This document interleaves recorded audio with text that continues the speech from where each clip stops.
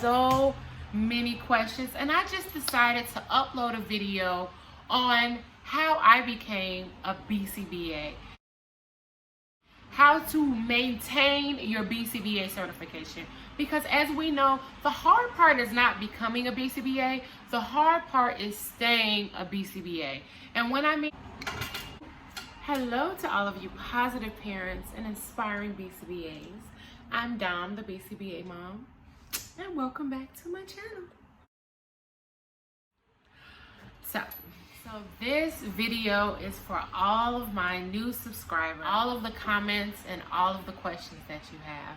I really enjoy your comments and your questions. I really enjoy seeing all of my new subscribers. So if you haven't already, be sure to hit that subscribe button below so that I get your questions, that we can engage with each other and you know when I'm uploading more content, because this video is for you. I am answering all your questions. For example, hi, hello, 98765 asked me if she should get a master's in special ed and then get her certification in behavior analysis. Tiara Samuels asked if I could upload a video on how I started my own company and is it even worth it?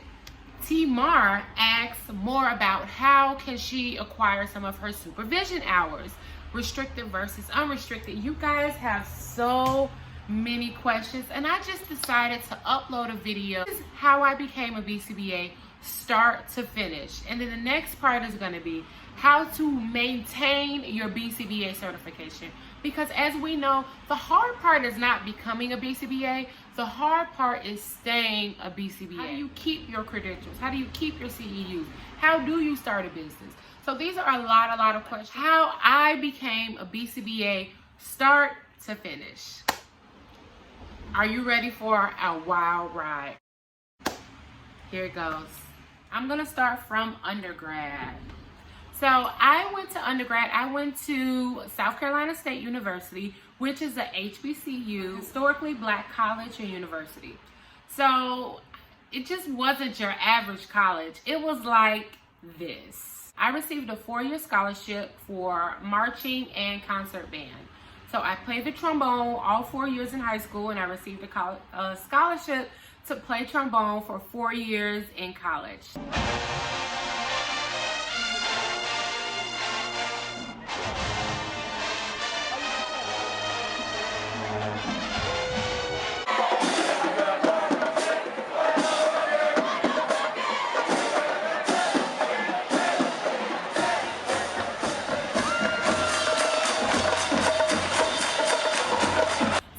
I started my core time management skills, discipline skills. I learned all of that at my HBCU while in marching band. I wasn't that serious about school initially. I knew I had to go to school. I knew that I got accepted.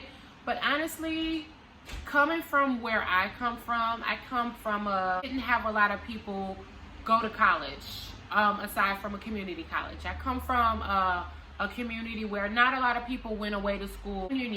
Junior year when I became pregnant. I became pregnant with my oldest, Christian, and that's when I really became serious about my studies. He fueled my fire, and I don't know why, but I felt like I'm already a black woman. I'm a black woman. I'm now a single mother. What can I do to not be a part of the statistic? What can I do to show everyone that I'm not just a young mother who got pregnant, or I'm not just a college dropout? So that fueled my fire to not only finish school with the best grades that I've ever had in life, but to immediately apply for graduate school. So I graduated with my undergrad in psychology in 4 years. When I came home, I started applying for jobs, and I immediately started to apply for graduate school because I knew that I couldn't just settle for where I was right now. Yeah, I got out of undergrad and I got my degree, but how can I set myself apart from everyone else? And how can I make my son proud of me? So I started applying for grad schools. So while I was in grad school, I was working entry level in my field. My very first job, I was a direct professional DSP, direct service professional non-for-profit agency, and it was actually one of the biggest non-for-profit agencies in the Chicagoland area. So that's where I gained a lot of my really great core skill set. Because I had a degree in psychology, I quickly moved around. I got promoted to a QIDP, which is a case manager. And from there, I just kept getting promotions. Asked to pilot the very first shared living facility. Really great work during my entry-level program. And I'll tell you more why that was important down the line. As I also mentioned, I was in grad school at this time. So I was a young mother, I was a single mother, I was working full-time, and I was in grad school. So after I graduated graduate school with a master's in psychology, I realized there weren't a lot of job offerings for master level psychology students. So I really had to go and revamp my plan. So instead of me being a marriage counselor or whatever I thought I was going to be, I thought to myself, well, how can I make myself more useful at the job that I have currently? So implement my skill set and my education. When I started doing more research about ABA, or Applied Behavior Analysis. So what I did, I would go up to all of the BCBAs that I worked with on my caseload, and I would just ask them questions like, well, how did you become a BCBA?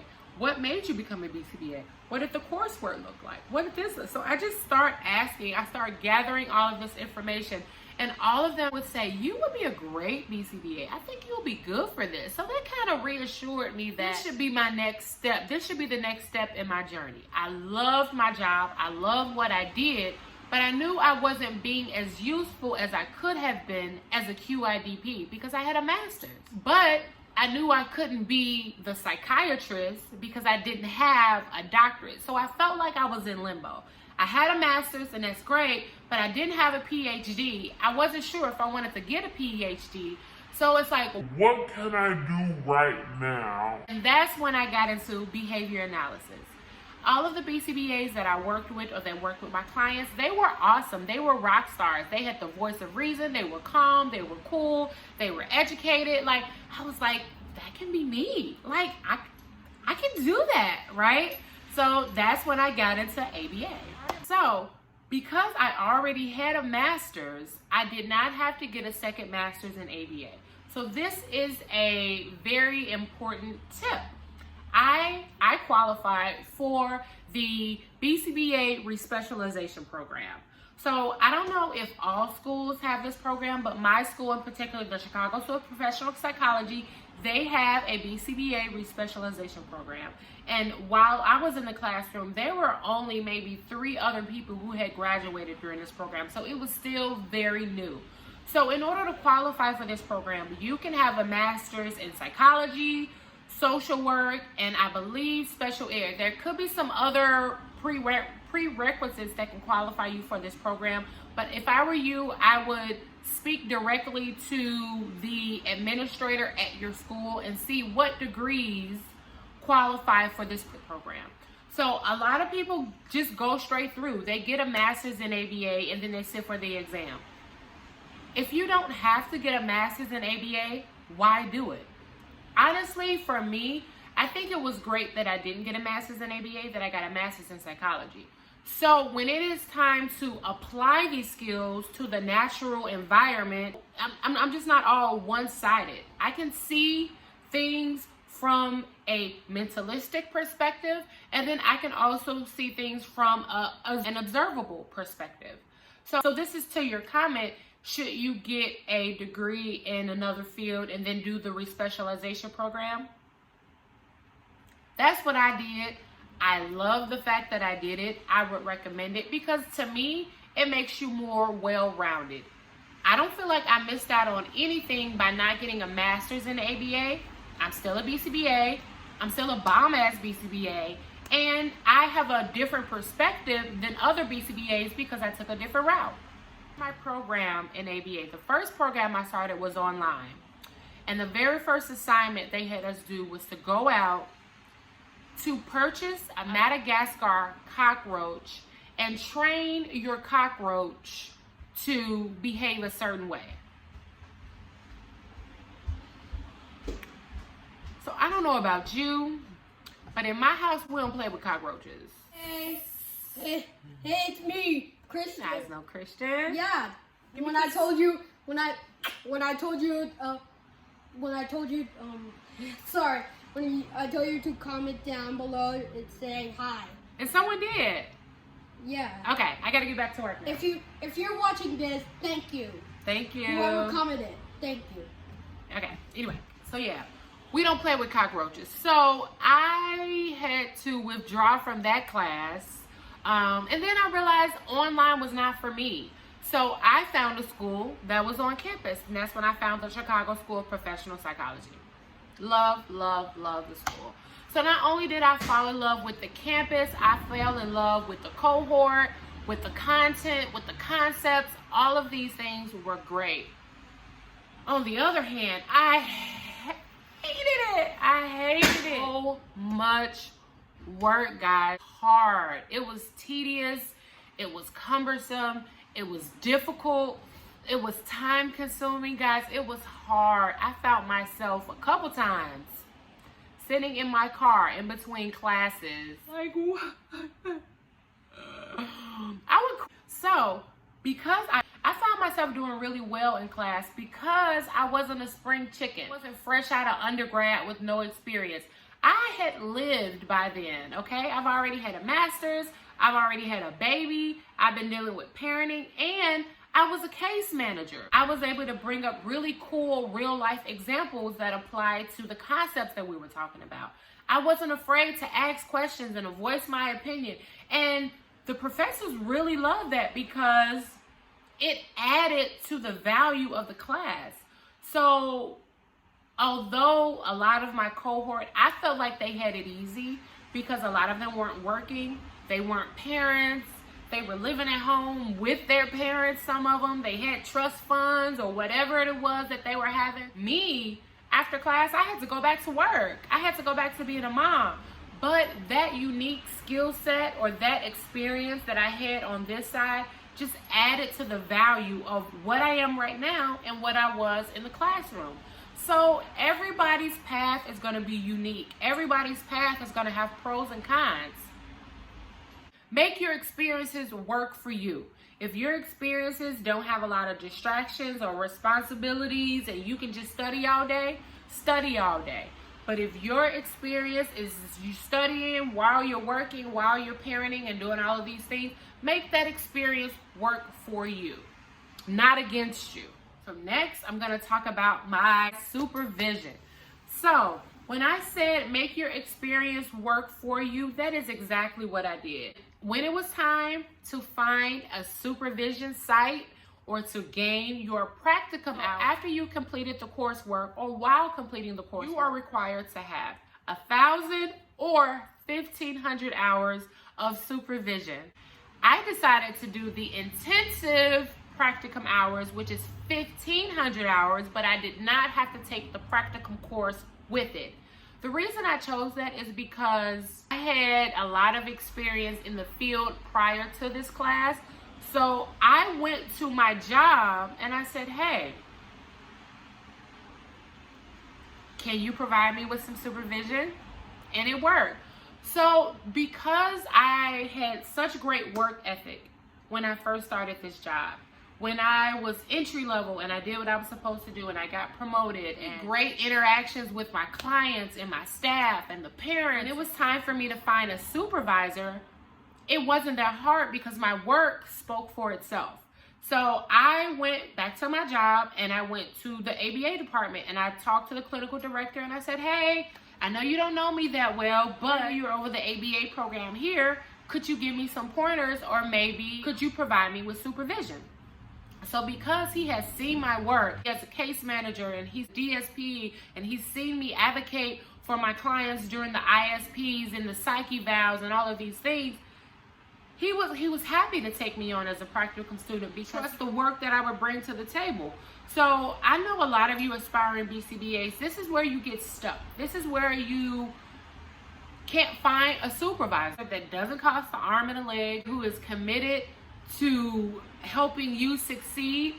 My recommendation to that is start early. or when you first identify that you want a career in ABA, that's when you start making those relationships. That's when you start seeking out BCBAs or ABA companies and showing them your work ethic before you ask them to provide supervision, because it's a lot of work providing supervision. So they want to make sure you are worth the work that they are going to put in you. Or sometimes they can take anywhere from 1.5 years to 2 years to 3 years. For me, it took 2 years. So next, it's time to sit for the exam. First of all, you have to apply to sit for the exam, letting the BACB know that you have met all of the requirements and now you are ready to test. So then you apply for it, you select the date, you pay your fee, and then you study. And I will link the link below, either here or here, on how to study for your BCBA exam and pass on the first try. So after you take the exam and you wait. Back when I took the exam, we had to wait like a whole month to get the results. Talk about anxiety. Lucky for you, you don't have to wait anymore because you get the results immediately. And that's super cool, right? Because as soon as you become a BCBA, look out, because this is where the real fun happens. The first thing you're going to notice is your income will change drastically. I started making more money than I ever imagined that I would make at that age. Not to say I was making like hundreds and thousands of dollars. I wasn't making that much, but I was just making way more than I thought I would make at age 30.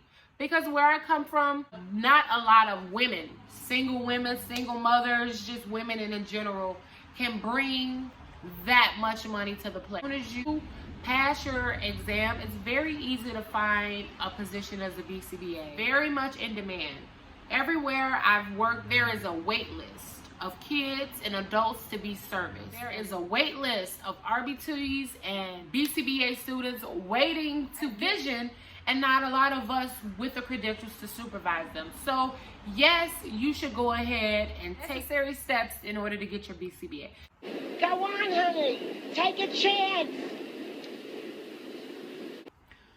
So my very first job as a BCBA, it was really cool. But I will recommend that you still work under a BCBA or closely with another BCBA who has at least 3 to 5 years more experience than you do, because you are going to be asked to make some life-altering decisions for the clients that you service. People are going to look for you to have all of the answers. I mean, you're going to be in meetings with psychiatrists and primary care physicians and parents and guardians and case managers and sometimes lawyers. You're going to be in the meeting with these people, and you are going to have to be the expert on behavior analysis. So a lot of that comes with experience, not just education. So my recommendation is to still work closely under or with the BCBA for the next 1 to 2 years and still gain more experience, to talk to parents, to do parent training. I've seen so many parent trainings where students come fresh out of grad school, they pass their BCBA exam, and now they're off doing parent trainings, and they don't even know what it's like to be a parent. They have not had, you just don't know. Okay, that is it for now. We ran out of time. Part 2 is going to cover the beyond. So far, I've walked you through all of the steps on how to become a BCBA from undergraduate school to now. But what they don't tell you is the hard part is not becoming a BCBA. The hard part is maintaining your BCBA certification. There are so many layers to this job, guys, and there are so many layers to doing it the right way.